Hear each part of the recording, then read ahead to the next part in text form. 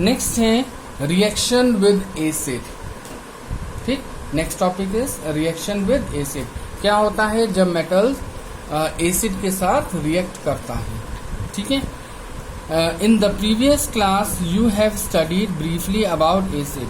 Previous class में आपने पढ़ा होगा एसिड के बारे में।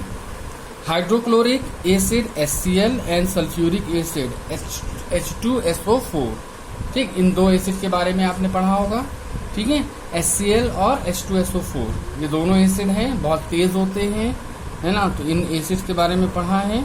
Are the two most commonly use acid, ये सबसे ज्यादा इस्तेमाल किए जाने वाले एसिड हैं। ठीक है, when a metal react with N acid it forms a substance called metal salt. यानी कि जब मेटल्स क्या करती हैं, एसिड के साथ रिएक्ट करती हैं तो क्या बनाते हैं, मेटल सॉल्ट बनाते हैं। क्या बनाते हैं, सॉल्ट बनाते हैं, मेटल सॉल्ट। ठीक है, एंड हाइड्रोजन गैस, और साथ ही साथ क्या निकलती है, हाइड्रोजन गैस निकलती है। ठीक है, is involve with lot of heat, और हाइड्रोजन गैस जब निकलती है तो साथ ही साथ बहुत तेज क्या निकलती है, हीट निकलती है। ठीक है, तो इसका मतलब मेटल जब एसिड के साथ रिएक्ट करेगा तो सॉल्ट बनेगा, हाइड्रोजन गैस निकलेगी और गैस के साथ साथ बहुत ज्यादा हीट भी निकलेगी। Understand. Noble metal such as silver and gold do not react with acid. यानी कि अगर हम बात करें नोबल मेटल की, गोल्ड और सिल्वर क्या है, नोबल मेटल है। तो अगर उनकी बात करें तो वो मेटल्स जो हैं, नोबल मेटल हैं, वो एसिड के साथ रिएक्ट नहीं करेंगी। ठीक, जब रिएक्ट नहीं करेंगी तो क्या होगा, कुछ नहीं होगा। ठीक है, वो सही रहेंगी। ठीक है, क्योंकि नोबल गैस क्या करती हैं, वो एसिड के साथ रिएक्शन नहीं करती हैं। ठीक, कुछ रिएक्शंस ये दी हुई हैं, इनके बारे में देखिए। Metal plus acid gives out salt plus hydrogen gas plus heat.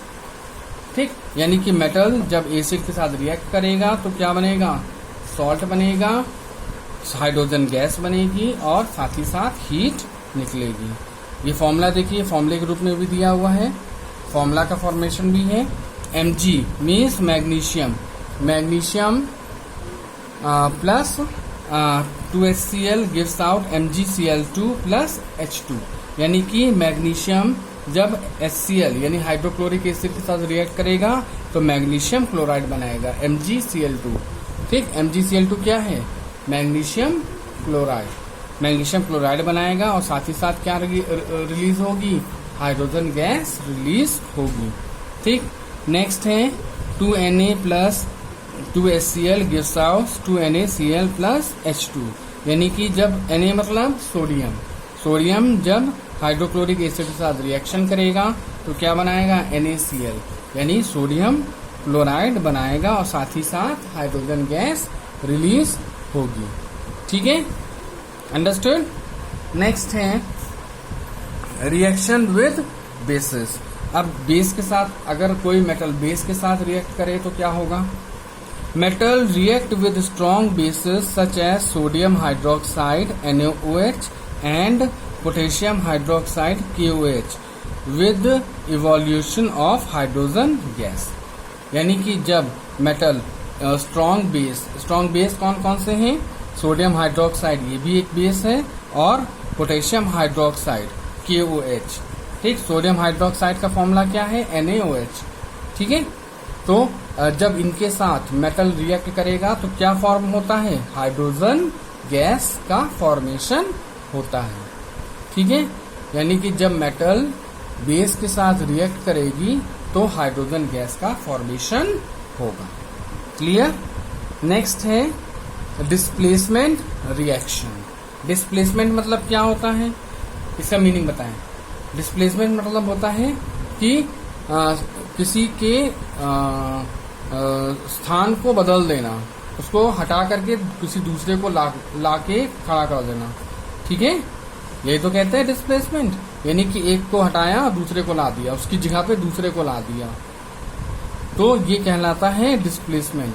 अच्छा, डिस्प्लेसमेंट कैसे होता है भाई, कोई एग्जांपल अगर हम दें तो डिस्प्लेसमेंट तभी होता है जब कोई भारी इंसान किसी पतले इंसान को धक्का मार दे, तो क्या होगा, वो पतला इंसान गिर जाएगा, ऑब्वियसली सी बात है गिर जाएगा। तो कोई मेटल है, अब मेटल है तो वो क्या करेगा, वो अगर उसका वो रिएक्टिव ज्यादा है तो वो कमजोर दूसरे मेटल जो कि बहुत ज्यादा कमजोर है, लेस रिएक्टिव है, उसको हटा करके वो क्या करेगा, उसकी जगह ले लेगा। इसी तरह तो होता है।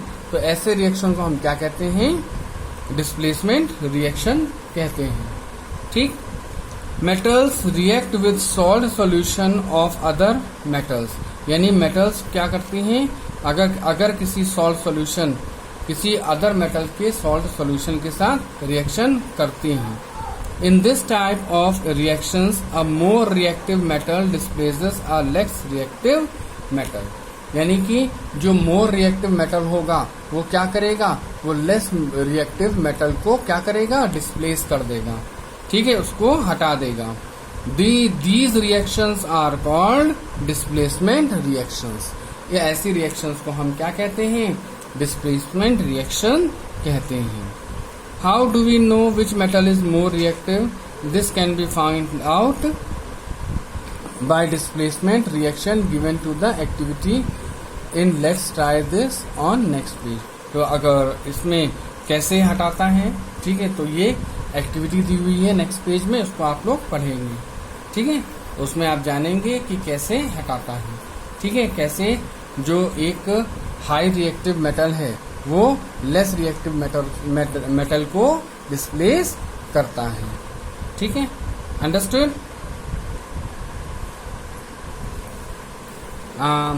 Now let's see this activity is given on the next page.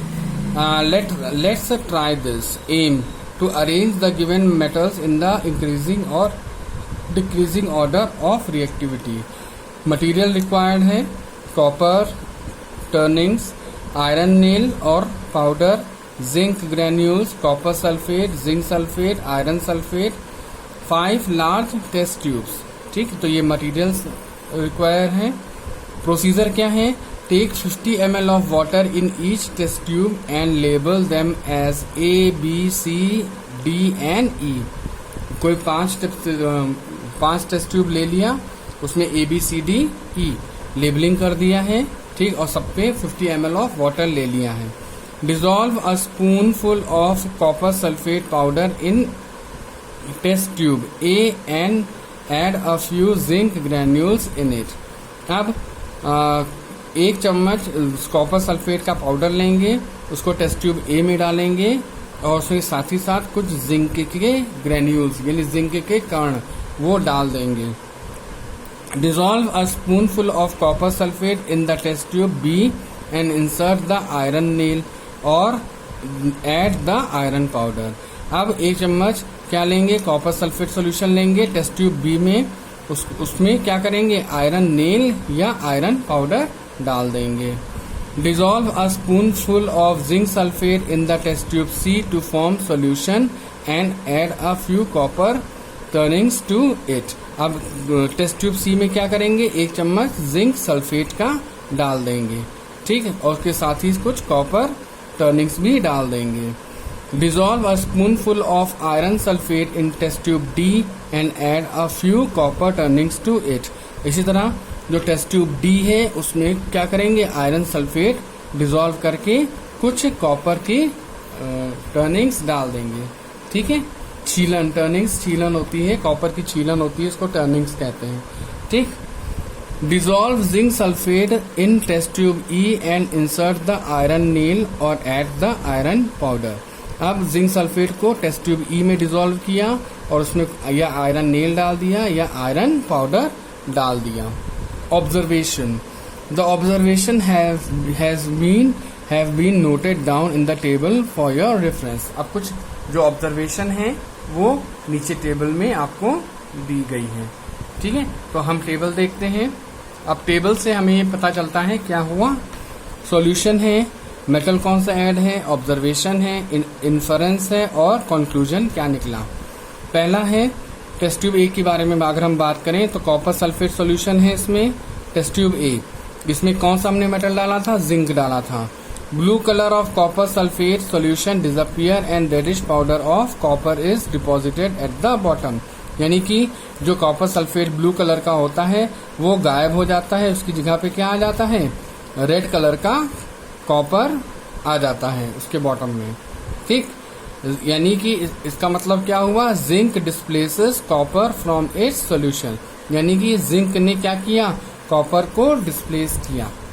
ठीक, यानी कि क्या रिजल्ट निकला, zinc is more reactive than copper, यानी कि जिंक है वो कॉपर से ज्यादा रिएक्टिव है।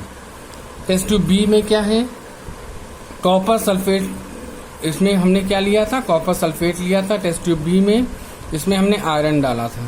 ठीक, क्या डाला था, iron.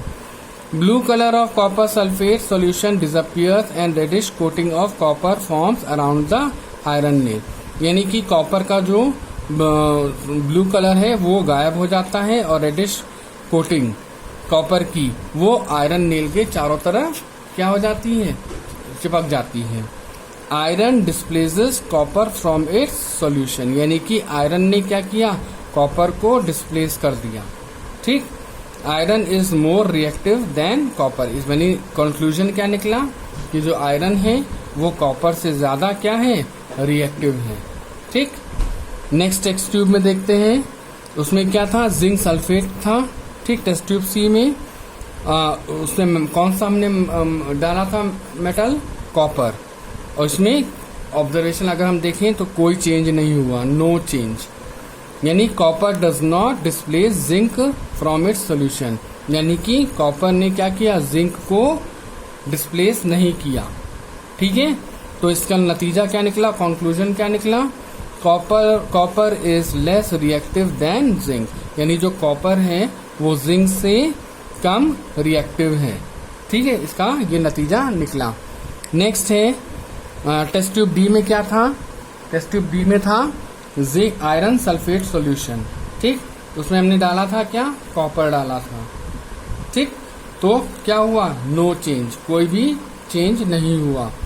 Copper does not displace iron from its solution, यानी कि कॉपर ने आयरन को भी डिस्प्लेस नहीं किया, यानी कंक्लूजन क्या निकला, copper is less reactive than iron, यानी कि जो कॉपर है वो आयरन से कम रिएक्टिव है। ठीक, और लास्ट हमने टेस्ट ट्यूब ई लिया था, उसमें जिंक सल्फेट था, उसमें हमने आयरन डाला था। कौन सा मेटल डाला था, आयरन, तो कोई चेंज नहीं हुआ। Iron does not displace copper from its solution, यानी कि आयरन ने कॉपर को डिस्प्लेस नहीं किया उसके सॉल्यूशन में। इसका नतीजा मतलब नतीजा क्या निकला, iron is less reactive than zinc, यानी कि जो आयरन है वो जिंक से कम रिएक्टिव है। ठीक है, नेक्स्ट है, अब हम इसका पूरा कंक्लूजन पढ़ेंगे। ठीक, पूरा कंक्लूजन पढ़ के हमें मिलेगा, after performing the activity it can be concluded that zinc is the most reactive metal amongst the three and copper is the least reactive. Zinc is greater than iron is greater than copper, यानी कि अगर हम पूरा in total conclusion निकालें तो इस activity से हमें ये कंक्लूजन मिलता है, ये नतीजा मिलता है कि जो जिंक है वो सबसे ज्यादा रिएक्टिव है ना, आयरन और कॉपर से। सेकंड नंबर पे क्या आता है, आयरन आता है, और थर्ड नंबर पर कॉपर आता है। ठीक है, जो ये आप देखिए जिंक है सबसे ज्यादा रिएक्टिव है, उससे लेस रिएक्टिव क्या है, आयरन, और उससे लेस रिएक्टिव क्या है, कॉपर। सबसे तेज रिएक्टिव क्या है, जिंक, और सबसे कम रिएक्टिव क्या है, कॉपर। ठीक, the reaction taking place in all the test tube A B C D and E can be represented by the equation given on next page, यानी नेक्स्ट पेज में reaction दी हुई है। ठीक है, उससे पता चल जाएगा कि कैसे रिएक्शन, केमिकल रिएक्शन होती है। अंडरस्टूड। टेस्ट ट्यूब ए में कैसी रिएक्शन हुई थी, अगर हम टेस्ट ट्यूब ए देखें तो कॉपर सल्फेट सॉल्यूशन था, उसमें हमने जिंक डाला था, तो क्या बना, जिंक सल्फेट, क्या बना, जिंक सल्फेट, और साथ में कॉपर आ गया, यानी कि क्या हुआ, जिंक ने क्या किया, किसको डिस्प्लेस किया, कॉपर को डिस्प्लेस किया, इसलिए कॉपर बाहर निकल आया। ठीक है। टेस्ट ट्यूब बी में हमने क्या लिया था, कॉपर सल्फेट सॉल्यूशन लिया था, उसमें हमने क्या डाला था, आयरन। तो आयरन ने क्या किया, कॉपर को डिस्प्लेस कर दिया और उसकी जगह ले ली। ठीक, तो क्या बना, आयरन सल्फेट। क्या बना, आयरन सल्फेट, और कॉपर बाहर आ गया। ठीक है। नेक्स्ट टेस्ट ट्यूब सी में क्या हुआ, जिंक सल्फेट था, कॉपर डाला गया था, तो कोई रिएक्शन नहीं हुई। ठीक है, no reaction. Test tube D में आयरन सल्फेट लिया था, उसमें हमने कॉपर डाला था, कोई रिएक्शन नहीं हुई। ठीक, और टेस्ट ट्यूब ई में हमने जिंक सल्फेट डाला था, उसमें साथ में आयरन डाला था, तो कोई रिएक्शन नहीं हुई। ठीक है, केवल टेस्ट ट्यूब ए और बी में रिएक्शंस हुई है। ठीक है, अंडरस्टैंड। अब पढ़ते हैं इसी के कंक्लूजन से हम रिएक्टिविटी सीरीज पढ़ते हैं। यानी कि अगर हम मेटल्स में अगर हम कंपैरिजन करें तो कौन से मेटल सबसे ज्यादा रिएक्टिव होंगे, हाई रिएक्टिव होंगे, और कौन से सबसे कम रिएक्टिव होंगे। ठीक है। The following sequence depicts the reactivity of common metals in the decreasing order of reactivity, that is from the most reactive to the least reactive metal। यानी कि अगर हम देखें सीरीज देखें तो हम डिक्रीजिंग ऑर्डर में, ठीक है, डिक्रीजिंग ऑर्डर में ये एक सीरीज बनी हुई है। ठीक है, इस सीरीज में जो रिएक्टिव मेटल हैं, जो हाई रिएक्टिव हैं वो एक तरफ है, और जो लो रिएक्टिव हैं वो एक तरफ है। ठीक है, तो इस तरह से क्या है, ये सीरीज बनी हुई है, और इस सीरीज से हमें पता चल जाता है। जैसे सबसे हाई रिएक्टिव क्या है, पोटेशियम। यहाँ क्या लिखा है, के मीन्स पोटेशियम। पोटेशियम के बाद कौन है, सोडियम। ठीक, सोडियम के बाद कैल्शियम, कैल्शियम के बाद मैग्नीशियम, मैग्नीशियम के बाद एल्यूमिनियम, एल्यूमिनियम के बाद जिंक, जिंक के बाद आयरन, आयरन के बाद कॉपर, कॉपर के बाद सिल्वर, सिल्वर के बाद गोल्ड, गोल्ड के बाद प्लेटिनम। ठीक, तो ये सीरीज दी गई हुई है। यानी के मीन्स पोटेशियम, Na मतलब sodium, Ca means calcium, Mg means magnesium, Al means aluminium, Zn means zinc, Fe means iron, Cu means copper, Ag means silver, Au means gold and Pt means platinum। तो ये series बनी हुई है। ठीक है, decreasing order में series बनी हुई है, जो वो बताती है क्या है, जो मेटल्स हैं वो एक सीरीज में है, जो high reactive to less reactive है। समझ में आ गया, क्लियर है, अंडरस्टूड।